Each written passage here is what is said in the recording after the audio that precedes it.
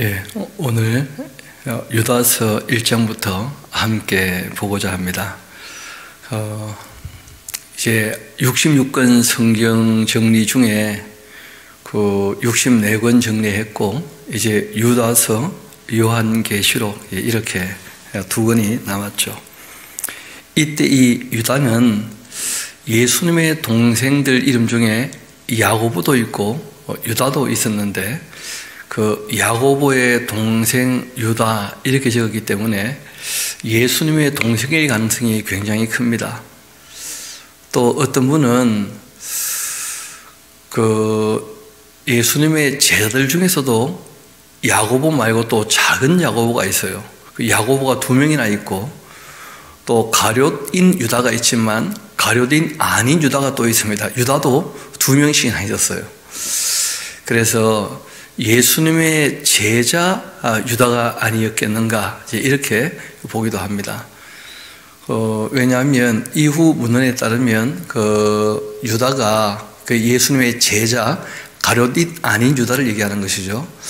그 베드로가 목회했던 바벨론 쪽에서 함께 목회했다 하는 그런 이야기들이 있고, 또 그곳에 가보면 그분들이 무덤도 있고 뭐 그렇다 그래요.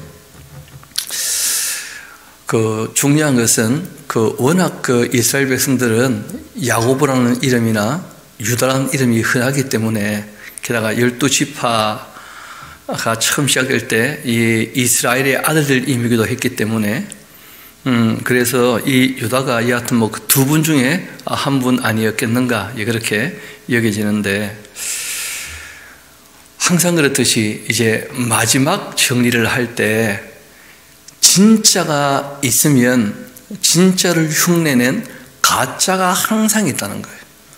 그래서 거짓에 속지 않도록 부탁을 하시고 미혹당하지 않도록 권하시는 그런 내용들을 꼭 다루게 되어지는데, 지난번 저희들이 베드로 후서를 다룰 때 베드로가 네로 황제의 박해에서 죽음을 앞두고 교회에 이 공고했던, 또 이단을 주의하라 그렇게 부탁했던 내용들과 유다서는 그 어투까지도 거의 비슷해요.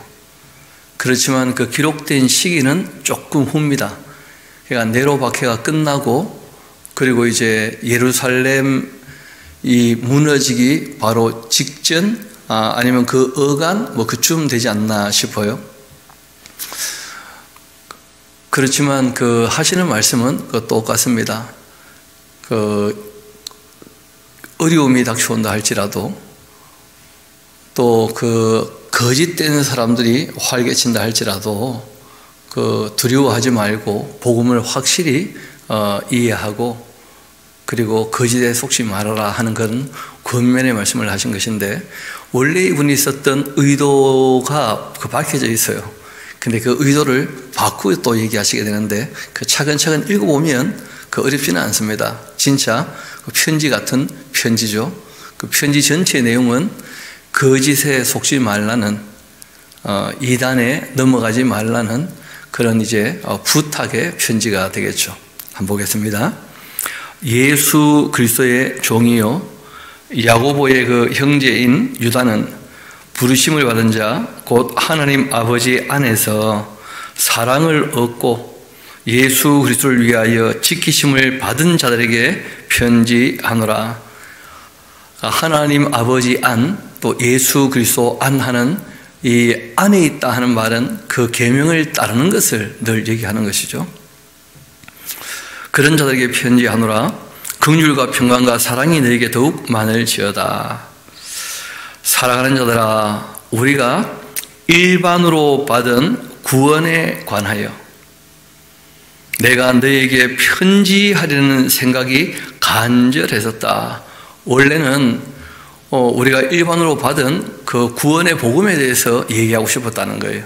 그렇게 처음 이 편지를 쓰려고 붓을 잡았었는데, 그런 차에 성도에게 단번에 그 주신 믿음의 도를 위하여 힘써 싸우라는 그 편지로 너희를 권하여야 할 필요를 느끼게 되었다. 구원의 복음에 대한 얘기를 쓰려고 하다가 지금 되어지는 일로 봐서는 믿음의 도를 위해서 힘써 싸워라. 그렇게 이제 권면할 필요를 느끼게 되었다는 거예요. 이유가 있죠. 가만히 들어온 사람 몇이 있기 때문인데, 그들은 옛적부터 이 판결을 받기로 미리 기록된 자들이라. 경건하지 않은 사람들이고 우리 하나님의 그 은혜를 도리어 방탕한 것으로 바꾸고 또 홀로 한 분이신 주제 곧 우리 주 예수 그리스도를 부인하는 자들이 있다. 자기를 따르게 만들거나 예수님의 메시아 되심을 인정하지 않거나 이단들, 그 악당들이 있다는 거예요. 그래서 그런 사람들이 이제 교회를 위협하기 때문에, 그래서 우리 신앙을 끝까지 견고히 지켜야 된다. 그런 부탁을 권면을 할 필요가 있었다는 것이죠. 5절 봅시다. 너희가 본래 모든 사실을 알고 있지만 그러나 내가 너희로 다시 생각나게 하여서, 다 알고 있는 얘기겠지만 또다시 생각이 나야 된다. 이유가 있습니다. 반복이 되지 않으면 자기가 아는 것이 굳어지는 게 아니라 알던 게 왜곡이 일어날 수 있는데, 그 왜곡이 진짜라고 굳어져 버리면 오해가 심해져요. 그러면 또 이단에 속아 넘어갈 수 있습니다. 그럴 수도 있겠네 하는 식으로. 그래서 다시 생각나게 한다 하는 게 굉장히 중요하죠. 이미 베드로가 한번 얘기했지만, 그러나 그러고 난 다음에 시간이 조금 흘렀거든요. 다시 생각나게 하고자 그렇게 하노라. 주께서 백성을 애굽에서 구원하여 내시고 그리고는 후에 믿지 아니하는 자들을 멸하셨었다. 그 애굽에서 나왔다고 해서 무조건 가나안 땅 들어가냐? 그 구약을 봐라. 그렇지 않지 않더냐 하는 이제 공고를 합니다. 비유적으로 얘기를 했던 것이죠. 또 자기 지위를 지키지 아니하고 자기 조도를 떠난 천사들 생각해 봐라. 천사로 지음받아도 타락한 자들 반드시 있다는 거예요. 그들을 그 큰 날의 심판까지 영원한 결박으로 흑암에 가두신 것 아니냐. 그러니까 이미 무지경에 갇혀있는 그 악령들도 있습니다. 지금 활동하는 악령들은 하나님이 검증이나 연단을 위해서 잠시 활동하기 허락하셔서 활동하는 것들이에요. 소돔과 고모라와 그 이웃 도시들도 그들과 같은 행동으로 음란하며 다른 육체를 따라가다가 영원한 불의 형벌을 받음으로 거울이 되었느니라. 다른 육체 하니까 이게 좀 번역이 쉽지 않은데, 육체를 가지고 하나님이 하라고 하는 것이 아닌 다른 일을 하는 육체. 하나님께서 우리 생명을 이 땅에 내실 때는 그 주신 사명이 있거든요. 그래서 그 계명을 쫓아 사명을 감당해야 되는데, 하나님이 주신 육체를 가지고 하나님이 뜻하신 바와 하나님이 창조하신 목적과 다르게 살면 그거 다 잘못 사는 거죠.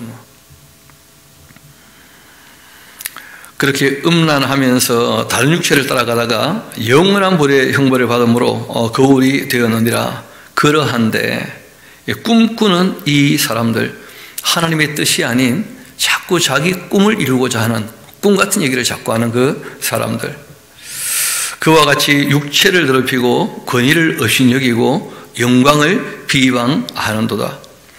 천사장 또 미가엘이 모세의 지체에 관하여 마귀와 다투어 변론할 때에 감히 비방하는 판결을 내리지 못하고 다만 말하되 주께서 너를 구주시기를 원한다. 그렇게 했다는 거예요. 그러니까 미가엘은 알죠.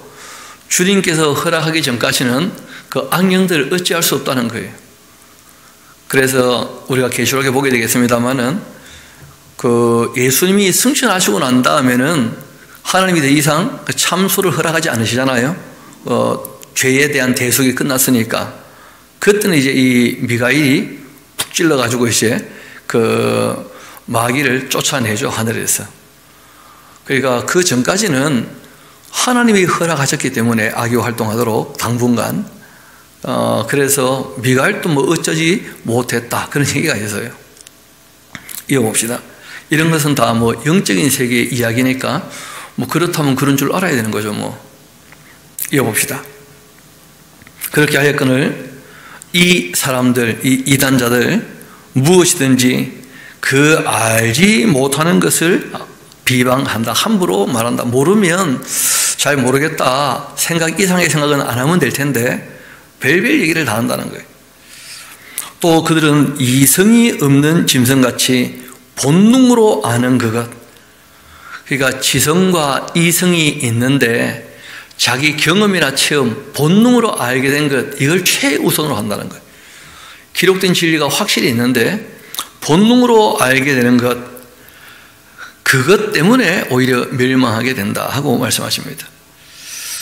화 있을진저 이 사람들이요 가인의 길을 행하고 있고 그 자기 동생을 미워서 죽였던 그 본능대로 행하는 거죠. 그렇죠? 미우니까 죽여버린 거예요.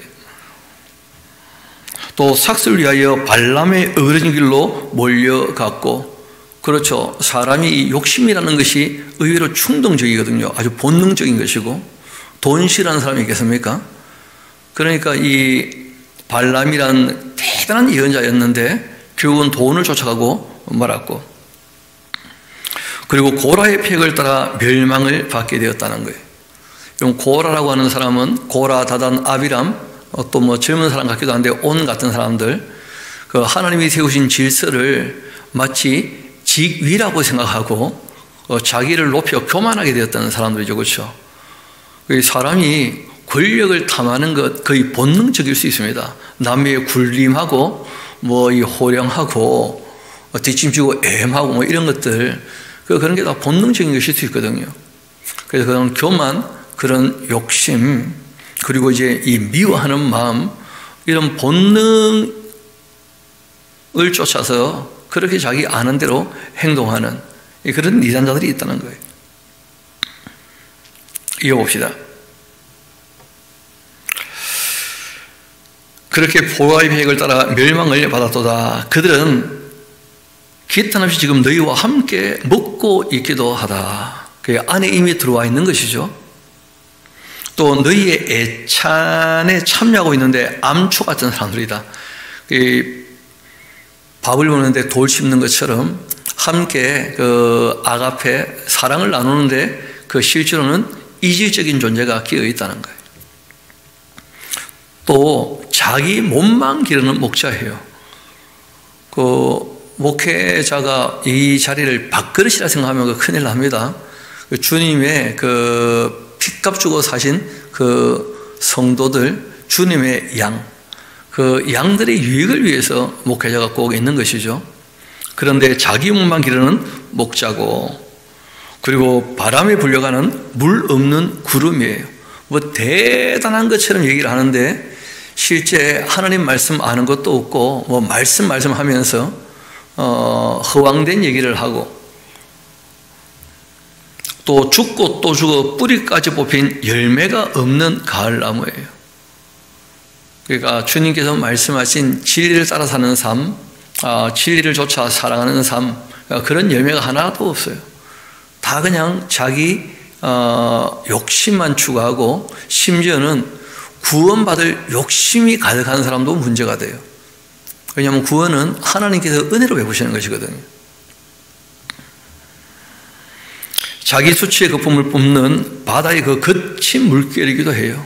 누가 들어봐도 말도 안 되는 얘기인데 끊임없이 부끄러운 줄 모르고 떠들어요. 이들은 영원히 예비된 캄캄한 흑암으로 돌아갈 유리하는 별들이라. 그 비유적인 표현입니다만은 그 우주에 보면 그 어떻게 유다가 이런 얘기를 썼는지는 모르겠는데 별들이 떠돌다가 블랙홀에 빨려 들어간다 그러지 않습니까? 흑암에 그렇게 이제 캄캄한 흑암으로 돌아가게 되는 떠도는 별들 같은 존재다. 결국은 이제 무적행 또는 그 음부 그 거쳐서 지옥으로 가게 될 그런 존재들이죠. 아담의 찔대손 이 에녹이 이 사람들에 대하여도 예언한 것이 있다. 뭐라고 하시느냐 하면, 보라, 주께서 그 수만의 거룩한 자와 함께 임하셨나니 이는 무사람을 심판하시고 모든 경건하지 않은 자가 경건하지 않게 행동한 모든 경건하지 않은 일, 또 경건하지 않은 죄인들이 주님을 거슬러 했던 모든 완악한 말로 말미암아 그들을 정죄하려 하심이라. 그렇게 했다. 그러니까 에녹서 전체는 그 외경입니다. 그런데 에녹서에 기록된 요 내용은 그 진리라는 거예요. 그러니까 하나님께서는 그 사람의 모든 말, 또 그 사람의 행동, 그것을 다 달아보고 거기에 대하여 어떻게 하십니까? 각 사람이 말한 대로, 각 사람이 행한 대로 하나님께서 판결하셔요. 그 완악한 말로 말미암아 그들을 정죄하려 하심이라. 그렇게 하였다. 이 사람들은 완악한 말이라는 게 뭐냐? 원망을 하는 사람들이라는 거야. 하나님께 끊임없이. 마치 광야에 그랬던 것처럼 또 불만을 토하는 사람이에요. 교만하고 태만하고 불만을 품고, 또 그 정욕대로, 기록된 진리대로가 아니라 그 정욕대로 행하는 자라. 그리고 그 입으로 자랑하는 말을 하는데 그 말은 다 자기 이익을 위해서 아첨하는 말 같은 말들이라는 거예요. 그래서 이런 이 악당들이 교회 안에 있을 수 있으니까 늘 주의해야 한다. 애찬에 암초가 있다. 주의하라 하고 말씀하시는 거예요. 사랑하는 자들아, 그래서 얘기하죠.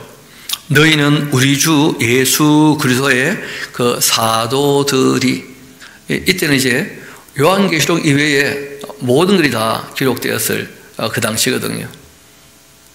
아니면 뭐 요한복음이나 요한 1, 2, 3, 4 정도 기록 안 되었을 그 요한의 그러니까 이 기록물 이외에는 다 기록되었을 그 당시거든요. 그리고 교회에서 이미 읽혀지고 있었던 그런 때입니다. 그래서 사도들이, 그리스도의 그 사도들이 미리 한 말을 꼭 기억하도록 해라. 사도들은 성령께서 그들과 함께 하셔서 예수님 말씀을 어떻게 하신 겁니까? 다 기억나게 하셨고 그 말씀이 다 기록으로 남아있죠. 기록으로. 그래서 그 말씀을 기억하라는 거예요. 기억하라. 그러니까 우리가 아까 전에 봤던 것처럼 그 단번에 주신 믿음의 도를 위해서 힘써 싸우려면 그 단번에 주신 도의 내용들, 그러니까 예수 그리스도의 그 사도들이 전하여 주었던 그 말씀, 지금 기록으로 확인되고 항상 반복해 볼 수 있는 그 말씀, 그 말씀을 기억하는 것이 바로 싸움의 시작이에요. 그래서 기억나시죠? 성령의 검, 곧 뭐라고요? 하나님 말씀을 가져야 한다. 그러니까 우리의 싸움은 기록된 말씀을 따라 살려고 부단히 몸부림치는 것, 이것이 영적인 전쟁인 거예요. 이미 자기는 다 됐다 생각하고 자꾸 세상을 공격하려고 하는 것은 기독교인들의 올바른 자세가 아닙니다.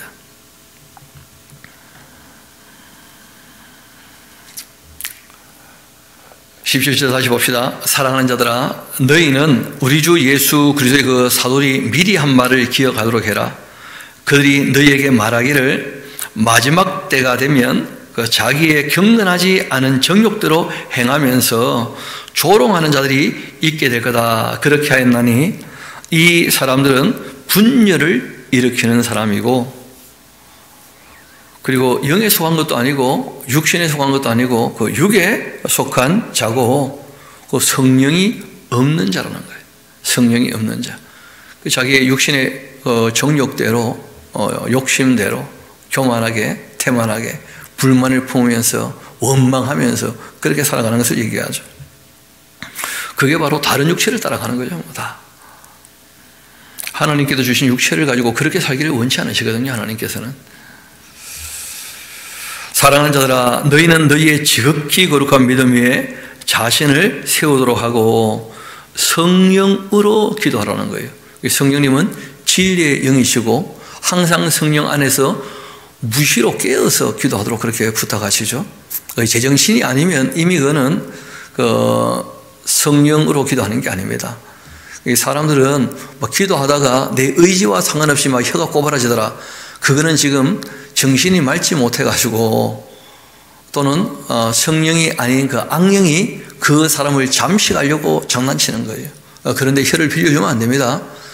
성령 하나님, 인격적이신 분이시다. 꼭 염두에 두셔야 됩니다.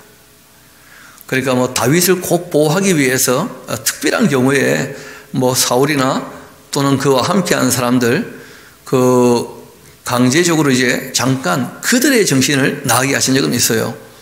왜냐하면 다윗을 보호해야 하나님께서 계획하신 바가 계속 진행이 되니까.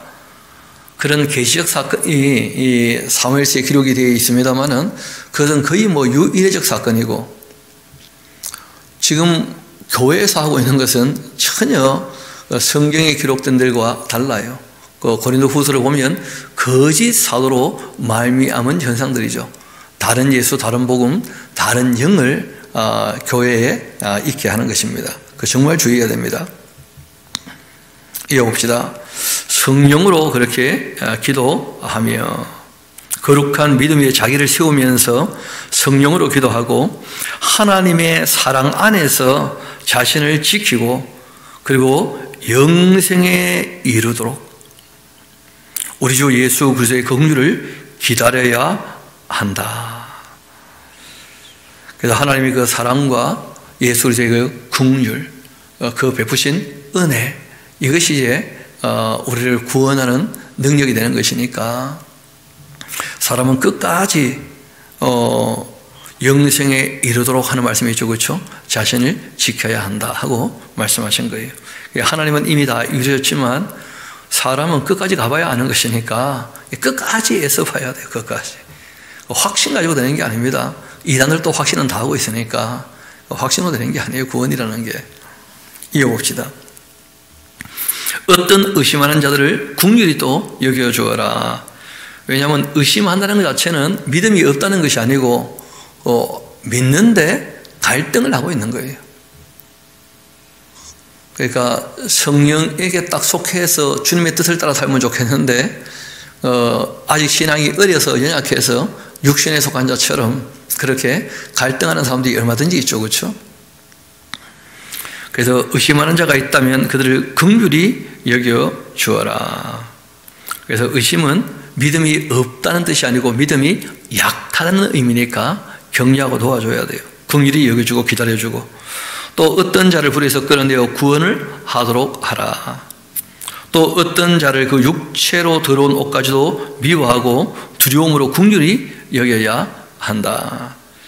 그러니까 그리스도 안에서 신앙의 교제는 할 수 없지만 긍휼히 여기는 마음은 꼭 필요합니다. 그리고 우리도 속지 않으려고 늘 경계를 해야 돼요. 두려움 가지고. 그리고 그들을 긍휼히 여겨주고 그러고 이제 기회가 되면 거기서 나오도록 권면을 하고 그렇게 하는 것이죠. 너희를 보호하시고 거침없게 하시고 너희로 그 영광 앞에 흠이 없이 기쁨으로 서게 하시리. 곧 우리 구주 홀로 하나이신 하나님께 우리 주 예수 그리스도로 말미암아 영광과 위엄과 권력과 권세가 영원 전부터 이제와 영원토록 있을지어다. 아멘. 해서 이제 이 유다서가 정리가 되었고 그리고 이제 이어 요한계시록 보도록 하겠습니다. 제목은 요한계시록이지만 그 제목에 빠진 내용이 있습니다. 요한이 전해준 계시록이에요. 실제로는 예수 그리스도의 계시고 아버지 하나님께서 예정하신 내용입니다. 그래서 실제로 요한계시록 시작할 때 예수 그리스도의 계시라고 딱 시작하죠. 그러니까 예수님의 그 계시를 요한이 전해준 거예요. 그래서 이 요한이 전해줬기 때문에 새 요한 같은 건 필요 없습니다. 계시가 완성됐는데 새로운 요한이 나타나가지고 또 다른 계시를 얘기한다는 것, 그게 바로 이단인 거예요. 그래서 신천지를 우리가 너무 잘못되었다 다 비판하는 이유가 거기에 있습니다. 그 이만희 같은 사람을 새로운 요한이고 그가 하나님의 말씀을 갖고 와서 그 안에 예수의 영이 있어가지고 그 계시를 믿어야 구원받는 것처럼 사람을 따르게 하는 것 자체가 이미 다 이단인 것이고 말씀을 몰라도 너무 모르는 것이죠. 그래서 우리가 한번 계시록 자체를 읽어봅시다. 읽어보면 누구나 다 알 수 있습니다. 이게 무슨 비유로 기록되었기 때문에 풀이해야 되는 그런 책이 아닙니다. 그 계시란 말은 열어서 보여주었다는 거예요.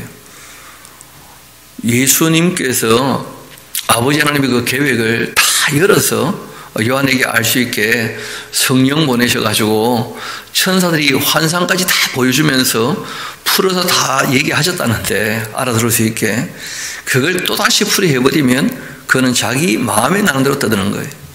그래서 기록된 내용들의 이 의미를 파악할 수 있도록 정도만 우리가 봐서 차근차근 읽어나가면 내용 파악하거나 의미 이해하는 데 전혀 문제 없습니다.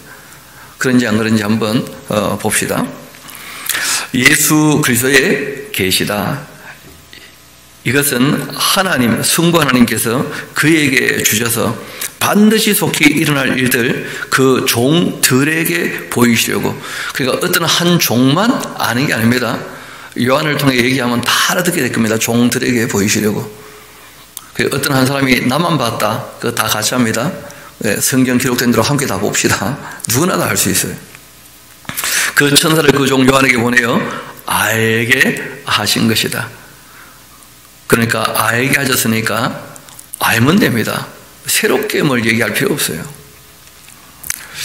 요한은 하나님의 말씀과 예수 그리스도의 그 증거로 자기의 본 것을 다 어떻게 했다고요? 증언했으니까 다 증언한 것을 말씀하신 대로 알아들으면 됩니다. 땀풀이 할 필요 없어요. 그리고 3절이 중요합니다. 기록하신 목적을 기록하고 있어요. 이 예언의 말씀을 읽는 자와 또 듣는 자 그리고 그 가운데 기록한 것 지키는 자는 뭐가 있다는 거예요? 복이 있다는 거예요. 그래서 잘 읽어보면 다 알만합니다.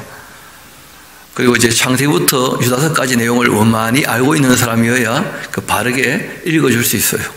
그래서 읽어주고 들어보면 그럼 우리가 영생을 바라본다면 이 땅에서 어떻게 살 것인가 지킬 내용이 명확히 나옵니다. 그래서 그 지킬 내용이 뭐냐면 그 미혹에 빠지지 않고 바르게 하라는 것인데 그 내용들은 좀 더 상세히 우리가 보면 되겠죠.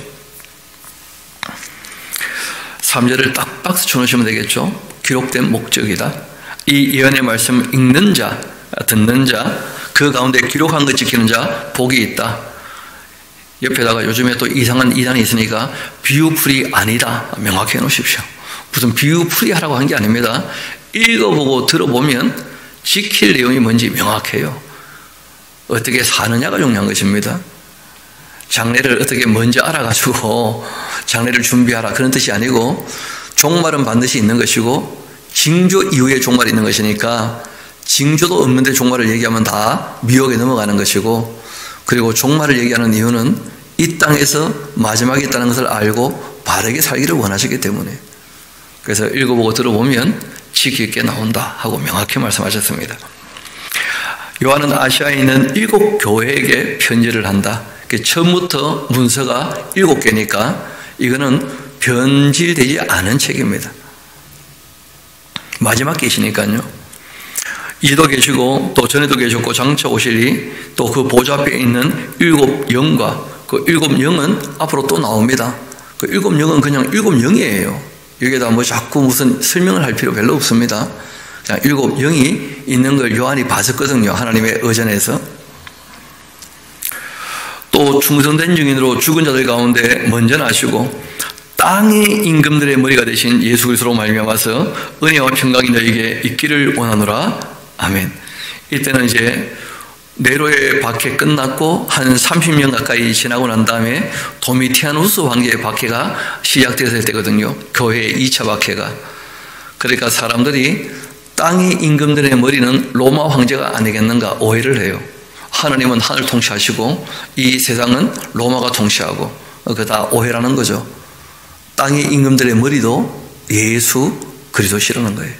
하나님께서 그 주님의 몸된 교회를 세워나가시는 과정 가운데 잠시 로마라는 나라가 있도록 허락하신 것 뿐이에요. 그래서 땅의 임금들의 머리는 예수 그리스도이십니다. 로 말미암아서 은혜와 평강이 내게 있기를 원하노라. 우리를 사랑하셔서 그 피로 우리 죄에서 우리를 해방시켜 주셨고, 또 그 아버지의 하나님을 위해서 우리를 나라와 제사장으로 삼으신 그에게 영광과 능력이 새도록 있기를 원하노라. 아멘 하면서 예수님 나오자 찬양하게 되죠. 볼지어다 그 예수님께서 구름 타고 오십니다. 이 구름은 설명 필요 없습니다. 그냥 구름이에요. 왜냐하면 가신 것, 본 것을 본 그대로 다시 오신다고 얘기하셨으니까, 구름 타고 올라가셨으니까 구름 타고 오십니다. 굉장히 중요한 정보인데, 구름 안 타고 온 것들은 다 가짜입니다. 그래서 온갖 사이비 교조가 다 가짜인 이유가 있어요. 100% 가짜인 이유가, 구름 타고 온 사람이 아무도 없어요. 다 태어났지. 예수님 다시 오실 때는 태어나지 않습니다. 구름 타고 오셔요. 심지어는 그 사건은 너무 큰 사건이어서 이 땅뿐 아니고 낙원과 음부에 있는 영혼들도 다 알게 오셔요. 각 사람의 눈이 그를 보게 될 텐데, 누구만 특별히 보는 게 아닙니다. 모든 사람이 다 봐요. 심지어는 그를 찔렀던 자들도 음부에서 다 그걸 보게 될 겁니다. 땅에 있는 모든 족속이 그로 말미암아 애고하게 될 거다. 정말 그러할 것이다. 왜냐하면 예수님 다시 오실 때 다 바르게 살지 못했던, 부족했던 것들 때문에 다 애통하게 될 겁니다. 주 하나님 이르시되 나는 알파와 오메가다. 역사를 시작했으니까 반드시 역사를 끝낼 거다. 이제도 있고 전에도 있고 또 장차 올 거다. 전능한 자라. 그렇게 말씀하셨습니다. 나 요한은 너희 형제고 또 예수님의 그 환난 또 나라 참음에 동참하고 있는 사람인데, 하나님의 그 말씀과 예수를 증언하였음으로 말미암아서 반모라는 섬에 있었다. 주님의 날에, 그 안식구 첫날이죠, 그렇죠? 내가 성령에 감동되어 내 뒤에 나는 나팔 소리 같은 큰 음성을 듣게 되었는데, 말씀하시기를 7교회에 편지를 보낸 이유가 처음부터 7교회에 편지를 하라고 하셨기 때문이었다는 거예요. 그래서 처음부터 똑같은 문서를 7개를 쓴 거죠. 굉장히 중요한 문서니까요. 너가 보는 것, 이 두루마리에 있어서 에베소, 스무나, 버가모, 도아디라, 사데, 빌라델피아, 라우디게아 등 7교회에 보내라. 그렇게 하시기로, 내가 몸 돌이켜 나에게 말한 음성을 알아보려고 돌이킬 때에 그 7개 금으로 된 촛대가 있는 걸 보게 되었다는데요. 촛대 사이에서 인자 같은 이가 발에 끌리는 옷 입고 가슴에 금띠 띠고, 또 그 머리와 털의 희기가 흰 양털 같고 눈 같으며 그 눈은 불꽃 같고, 또 그 발은 풀무불에 단련한 빛난 주덕 같고, 그 음성은 많은 물소리 같고, 그 오른손에 7별이 있고, 그 입에는 좌우의 날성검이 나오고, 그 얼굴은 아주 해가 힘있게 미치는 것 같은 그런 광경을 이 요한이 본 것입니다. 이 요한이 볼 때 그가 발 앞에 엎드려 죽은 자 같이 되었는데, 너무 그 위험한 모습에 압도되어서 그가 오른손을 요한에게 얹고 한 말씀 하십니다. 두려워하지 말라고. 왜냐하면 두려워하니까요. 나는 처음이고 마지막이고 곧 살아있는 자다. 내가 전에 한번 십자가에서 죽은 적이 있지. 볼지어다 이제 세세토록 살아있을 거다. 또다시 죽지 않는다. 부활하시고는 영생하시는 것이니까 태어날 필요가 전혀 없습니다. 사망과 음부의 열쇠도 내가 가지고 있어. 죽음도 내 허락 없이는 죽지 않는 것이니까 내가 생명의 주인이고, 실제로 죽음도 내 허락 없이는 죽지도 못하는 법이다. 사망과 음부의 열쇠는 염라대왕이나 마귀가 갖고 있는 게 아니에요. 그러므로 너 본 것, 그리고 지금 있는 일, 그리고 장차 될 일, 그 요한계시록은 크게 3개로 나누어 볼 수 있습니다.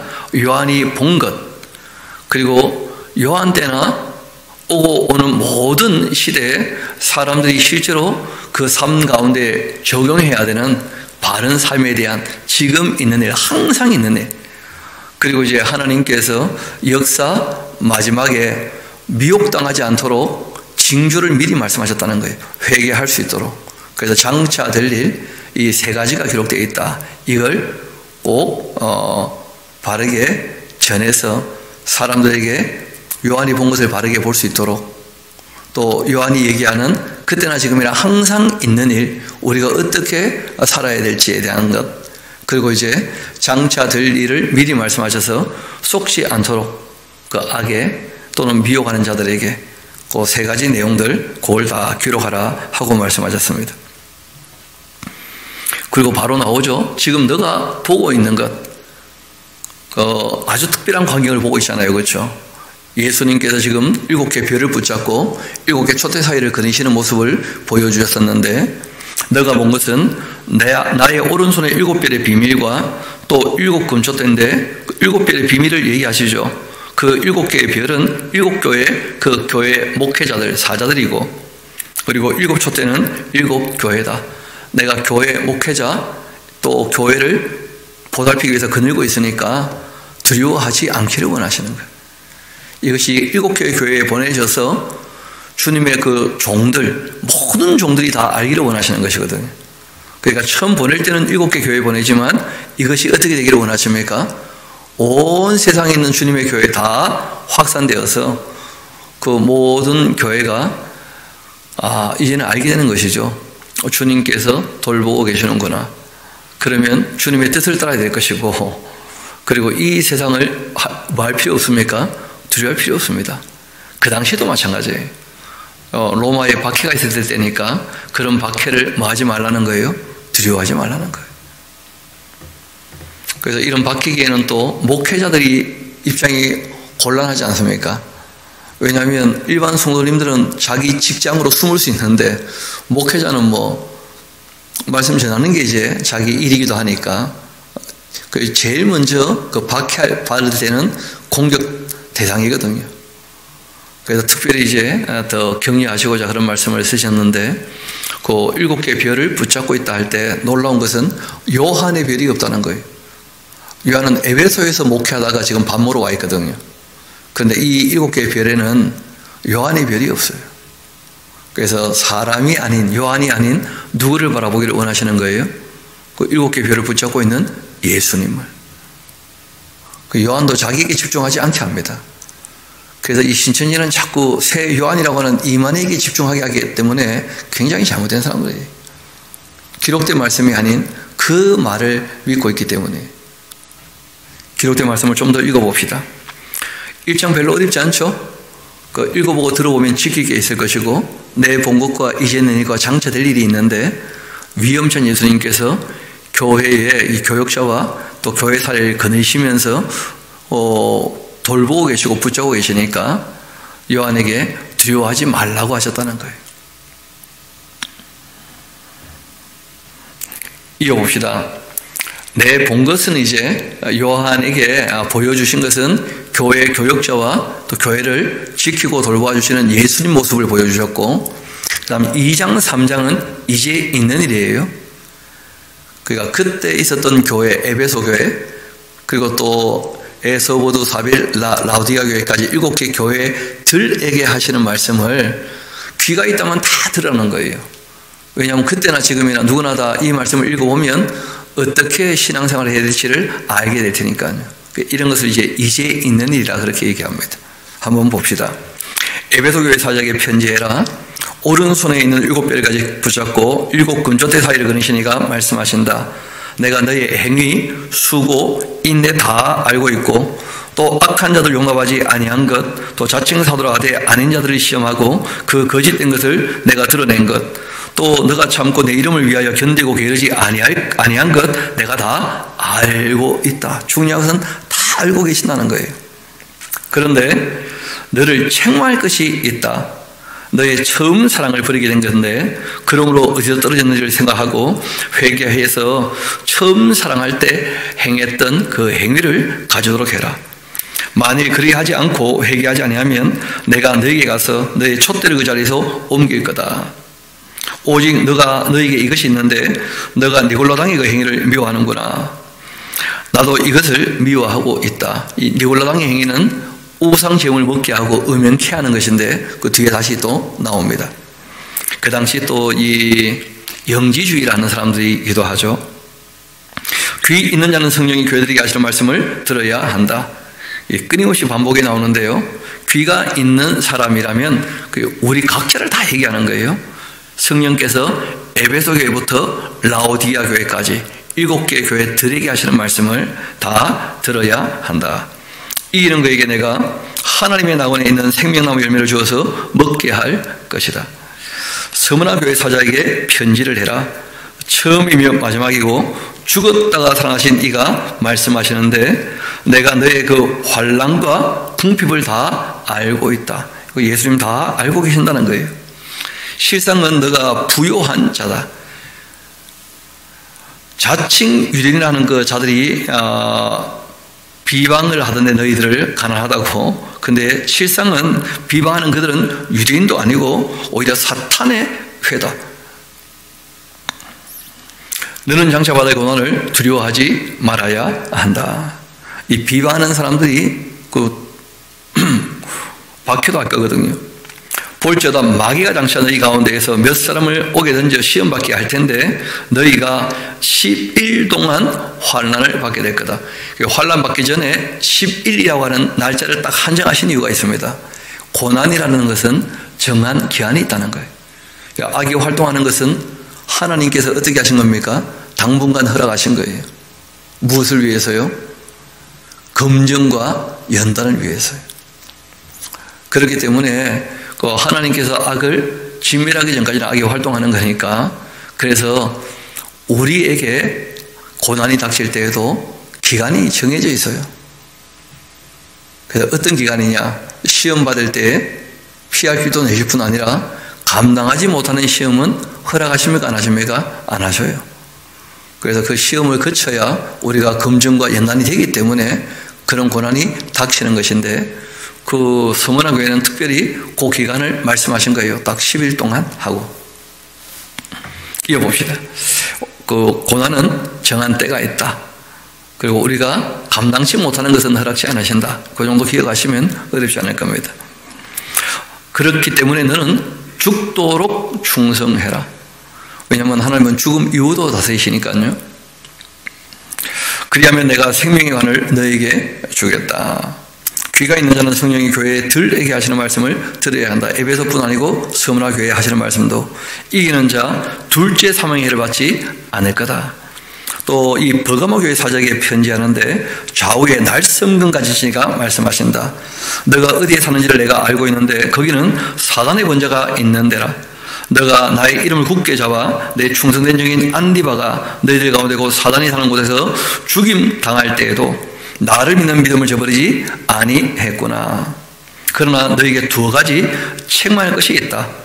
거기에 너에게 발람 교훈을 지키는 자들이 있는데, 발람이 발락을 가르쳐 이스라엘 자손 앞에 이 걸림돌을 놓고 우상 제물을 먹게 하고 또 음행하게도 했지 않느냐. 이와 같이 또 너에게 니골라당의 교훈을 지키는 자들도 있다. 그 발람의 교훈과 니골라당의 교훈은 내용이 똑같은 거예요. 음행과 그리고 우상 숭배에 대한 얘기죠. 그렇죠? 그러므로 회개하라. 그리하지 아니하면 내가 너에게 속히 가서 내 입의 금 가지고 그들과 싸울 것이다. 귀가 있는 자라면 성령이 교회들에게 하시는 말씀을 들어야 한다. 이기는 그에게 내가 감추었던 만나를 주겠고 또 흰돌도 주겠다.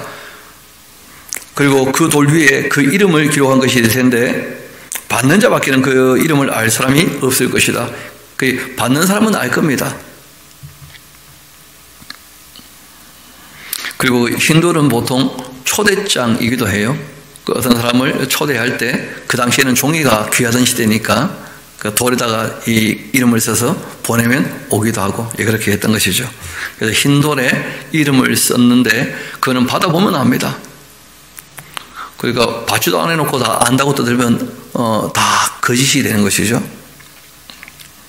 그리고 거기 보면 이름이 그냥 이름이 아니고 새 이름이에요. 왜냐하면 우리가 쓰는 이 이름은 이 땅에서 우리 아버지가 지었거나 자기 할아버지가 지었거나 아니면 딴 사람이 지었을 가능성이 큰데, 하나님이 정말 우리를 위해서 하나님이 지어주신 진짜 이름이 있어요. 그리고 그 이름은 새 이름이죠. 그건 이제 받아보면 압니다. 저도 제 이름이 너무 궁금해요. 하나님이 나의 이름을 뭐라고 지으셨을지. 이 땅에 있을 때야 뭐 이 땅 이름으로 부르겠지만 우리가 하나님과 영원히 함께 사랑으로 사귈 때는 하나님이 우리에게 붙여주시는 이름이 있습니다. 그 새 이름이에요. 그럼 받아보면 알게 됩니다. 이어봅시다. 18절이죠. 두아디라 교회에 사자에게 편지한다. 그 눈이 붉고 같고 그 발이 빛난 주석 같은 이가 같은 하나님의 아들이 말씀하시는데 내가 너의 그 사업과 사랑과 믿음과 승진과 인내를 다 알고 있다. 내가 나중 행위가 처음 것보다 많으니까 참 잘하고 있다는 거죠. 그러나 너에게 체험할 것이 있다. 자칭 선지라고 하는 그 여자 이세벨을 너가 용납하는 건데 그가 나의 종들을 가르쳐 꿰고 또 행음하게 하고 우상의 제물을 먹게 하는도다. 그러니까 뭐 니골라당의 이 교훈 또는 발람의 교훈, 이세벨의 교훈 다 똑같은 것들입니다. 기록된 진리가 명확히 있는데 그 진리를 떠나서 살게 하는 것들을 다 얘기하는 거예요. 이어봅시다. 이 자칭 선지라고 하는 그 여자 이세벨을 너가 용납해 준 건데 그가 내 종들을 가르쳐. 그 기록된 말씀이 있는데 이세벨이 가르치는 게 따로 또 있다는 거예요. 그런데 그런 걸 따라가 사람들이.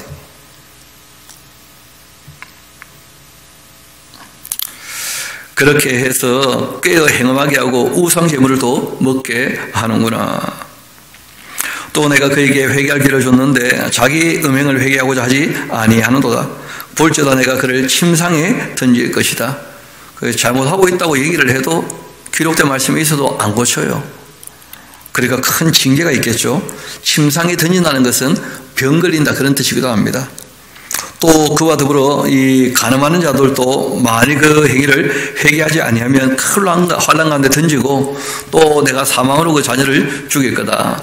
모든 교회가 나는 사람의 뜻과 마음을 살피는 자인 줄을 알지라. 내가 너희 각 사람의 행위대로 내가 갚아줄 것이다. 두아디라에 남아있어 이 교훈 받지 아니하고 소위 사단의 깊은 것 알지 못하는 너희에게 말하노니 다른 짐 가지고는 너희에게 지울 것이 없다. 다만 너희에게 있는 것 내가 올 때까지 굳게 잡아라. 선한 사업에 있어서 처음보다 나중에 더 큰 것 그 잘하고 있는 거죠. 뭐. 이기는 자 끝까지 나의 일을 지키는 그에게. 예수님께서 어떻게 살지를 다 말씀하셨잖아요. 복음서에서. 내 일을 지키는 그에게 만국 다스리는 권세를 주겠다. 그가 철저히 가지고 그들을 다스리며 질그럽게 드린 것 같이 갈 거다. 나도 내 아버지께 받은 것 그러하다. 내가 또 그에게 새벽별, 진짜 이건 별이죠. 그냥 별. 우주에 있는 저 떠있는 별들 선물로 주신다는 거예요. 상으로. 귀 있는 자는 성령이 교회들에게 하시는 말씀을 들을지어다. 항상 마지막에 뭐라고 말씀하십니까? 귀가 있는 각 사람은 성령께서 교회들에게 하시는 말씀을 잘 듣고 그리고 이제 있는 일, 이제 우리가 어떻게 할 것인가? 그때나 지금이나 또 예수님 오시기 전까지 사람들이 어떻게 해야 될지에 대해서 주님의 몸된 교회가 어떻게 해야 될지에 대해서 다 말씀하고 계시는 거예요. 읽어보고 들어보면 지킬 게 있다 말씀하시지 않습니까? 그래서 세상 두려워할 필요 없고 주님께서 원하시는 바를 쫓아 살고 주님께서 싫어하는 것을 떠나도록 그렇게 권고하고 계시죠. 4대 교회 사자에게 편지하라. 하나님의 7년과 7배를 가지신 이가 말씀하시는데 내가 너의 행위를 다 알고 있다. 내가 살았다는 이름은 가졌는데 죽은 자니냐. 너는 일깨어서 그 남은 바 죽게 된 것 굳건하게 해라. 내 하나님 앞에 너의 행위의 그 온전한 것 찾지 못하겠다. 그러므로 너가 어떻게 받았고 어떻게 들었는지 생각해보고 지키며 회개하라. 만일 잊지 아니하면 내가 도둑같이 이르게 될 텐데 어느 때에 너에게 이르는지 너가 알지 못할 것이다. 그러나 이 4대에 그 옷 더럽히지 아니한 자 몇 명이 있어 너에게서 흰옷 입고 나와 함께 다닐 것이다. 그들은 합당한 자인 영고이기 때문에 이기는 자 이와 같이 흰옷 입을 거고 또 내가 그 이름을 생명책에서 결코 지우지 아니할 거다. 그 이름을 내 아버지 앞과 그 천사들 앞에서 시인할 거다. 귀 있는 자 성령이 교회들에게 하시는 말씀 들어야 할 것이다. 빌라델피아 교회 사자에게 편지하라. 거룩하고 진실하사 다윗의 열쇠를 가지시니 곧 열면 닫을 사람이 없고 닫으면 열 사람이 없는 그가 이르시되 볼지어다 내가 너희 앞에 열린 문을 두었다. 이 사대 교회는 부자 교회인데 칭찬이 없는데 빌라델피아 교회는 가난한 교회인데 책망이 없어요. 그리고 그 문은 열려 있답니다. 능히 다른 사람이 없을 거다. 내가 너의 행위를 다 알고 있다. 너가 능력은 작지만 그러나 나의 말을 지켰구나. 그러니까 큰 일을 했다가 중요한 게 아니고요. 하나님 말씀을 지켜 사느냐, 이게 중요한 거예요. 능력은 작아도 그 말씀은 얼마든지 지켜 살 수 있거든. 이런 능력만큼 하면 됩니다. 하나님이 업력을 요구하지 않으시거든요. 그러니까 가난한 교회니까 능력도 작죠. 그러나 뭐 가난하거나 부자거나 주의 말씀을 지켜 사는 것은 누구에게나 공평해요. 오히려 부자는 부유하기 때문에 지키기 더 어려울 수 있어요. 왜냐하면 눈앞에 보이는 사치나 향락의 쾌락이나 오히려 미혹이 더 크거든요. 유혹이. 내 이름을 배반하지 아니하였다. 보라, 사단의 그 회당 곧 자칭교리나 하지만 그렇지 않고 거짓말하는 자들 중 며칠 너에게 주어 그들로 와서 너희 발 앞에 절하게 하고 내가 너를 사랑하는 줄 알게 하겠다. 너가 나의 인내의 말씀을 지켰으니까 내가 또한 너를 지켜 시험의 뜰을 면하게 하겠다. 이는 장차 온 세상에 임하여 땅에 가는 자들을 시험할 때다. 내가 속히 올 거다. 너 가진 거 굳게 잡아 아무도 너 밀관 빼앗지 못하게 해라. 이기는 자 나의 하나님의 성전의 기둥이 되게 할 것이다. 그가 결코 다시 나가지 아니하리라. 내가 하나님의 그 이름과 하나님의 그 성 곧 하늘에서 내 하나님께로 내려오는 새 예루살렘의 그 이름과 예수님 이름도 새 이름이 있어요. 왜냐하면 예수님이라고 할 때 예수라는 이름은 그 히브리식 이름이거든요. 실제로 그 주님 나라에서 히브리어를 쓰겠는가 헬라를 쓰겠는가 그러지 않겠죠. 그렇죠? 그러니까 실제 이름이 또 있는 거예요. 새 이름. 그 위에 기록하리라. 귀 있는 자 성령이 교회에 들리게 하시는 말씀을 들을지어다. 라오디게아 교회 사자에게 편지하라. 그 당시 있었던 교회입니다. 에베소 교회는 초대교회, 라오디게아는 말씀교회 그런 게 아니고 7개 교회는 그때도 있고 지금도 이런 교회들 같은 교회들이 있어서 어떻게 할지를 말씀하시는 거예요. 어떻게 말씀하시느냐? 잠깐 앞을 봅시다. 7가지를 꼭 기억합시다. 제일 먼저 예수님이 누구이신가? 예수님 모습을 보여줘요. 두 번째는 칭찬을 합니다. 우리가 따를 것. 두 번째는 책망을 해요. 우리가 따르지 않을 것. 그 다음에는 권면의 말씀을 하십니다. 우리가 정신 차릴 내용이죠. 그렇죠? 권면하시고 난 다음에는 권면을 받아들이는 사람들에게는 소망의 말씀을 하셔요. 위로의 말씀을.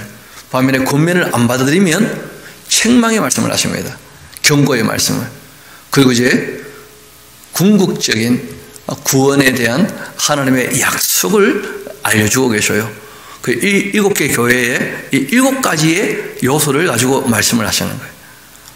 그러니까 그 7가지 요소를 딱 정리해 보면 칭찬을 우리가 듣도록 살아가면 될 것이고 책망은 우리가 빨리 벗겨내야 될 것이고 그리고 예수님께서 권면하시는 내용이라면 당연히 우리가 따라야 될 것이고 그리고 정신 차리려면 권면을 안 받을 때 어떻게 될지를 잘 알아두면 정신 번쩍 나겠죠. 그렇죠?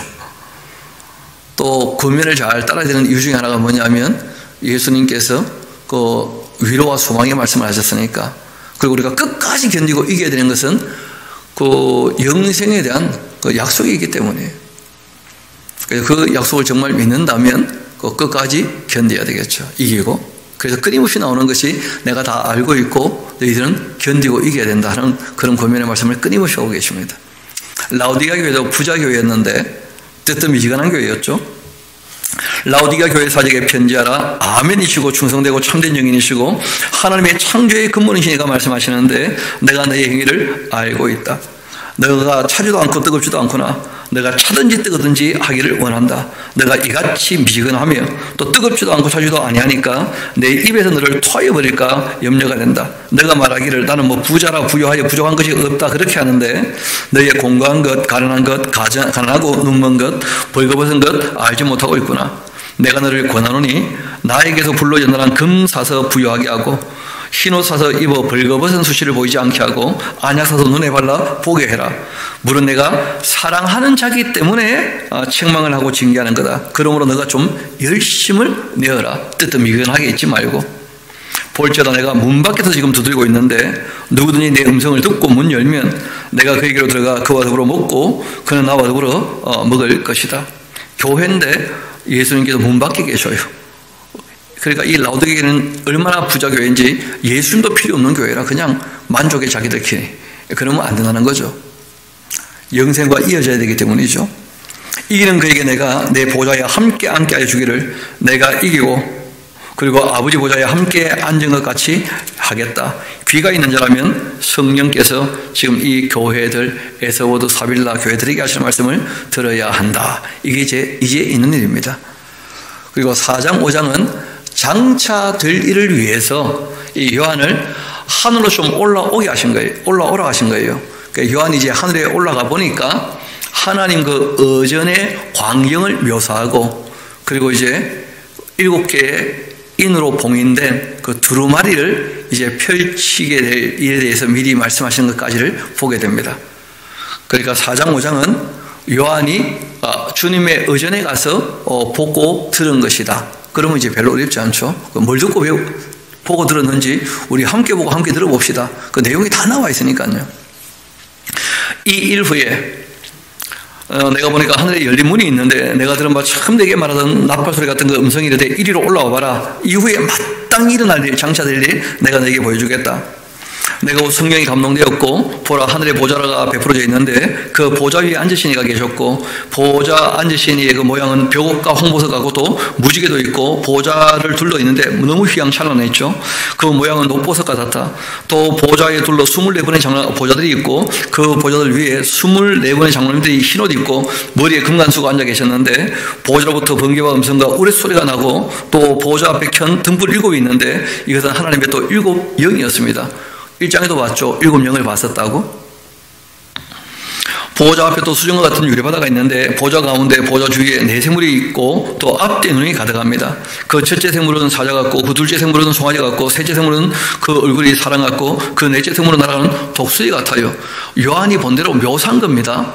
이걸 또 비유풀이 한다고 또 엉뚱한 얘기하고 하면 안 되고 또 뭐 4개 복음서다 그런 헛소리해도 안 돼요. 요한이 지금 보좌 앞에 가보니까 이런 특별한 존재가 하나님 앞에 서 있는 거죠.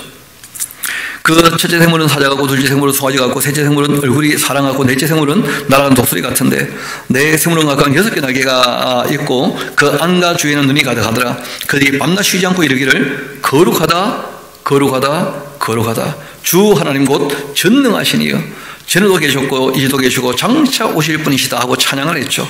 아멘 하고 또 그 생물들이 보좌에 앉아서 세대토록 살아계시는 이에게 영광과 존귀와 감사를 돌릴 때 24분의 장로님도 보좌에 앉으시는 이 앞에 엎드려서 세대토록 살아계시는 이에게 경배하고는 자기의 관을 보좌 앞에 아주 겸손하게 내려놓으면서 한 말씀 드려요. 우리 주 하나님 영광과 존귀하고 권능을 받으시는 것 합당합니다. 주께도 만물을 지으신지라 만물이 주의 뜻대로 있고 또 지으심을 받았나이다. 그렇게 했습니다.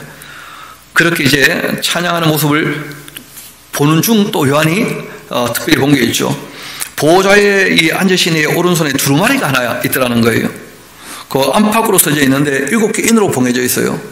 또 보고 있는데 힘있는 천사가 큰 음성으로 외칩니다. 외치기를 누가 이 두루마기를 펴고 그 인대기에 합당하냐? 그렇게 하자 하늘 위에나 땅 위에나 뭐 땅 아래 능히 그 두루마기를 펴거나 보거나 할 자가 없더라는 거예요. 보니까 그 두루마기를 펴거나 보거나 하기에 합당한 자가 보이지 아니하기로 요한이 크게 울었어요.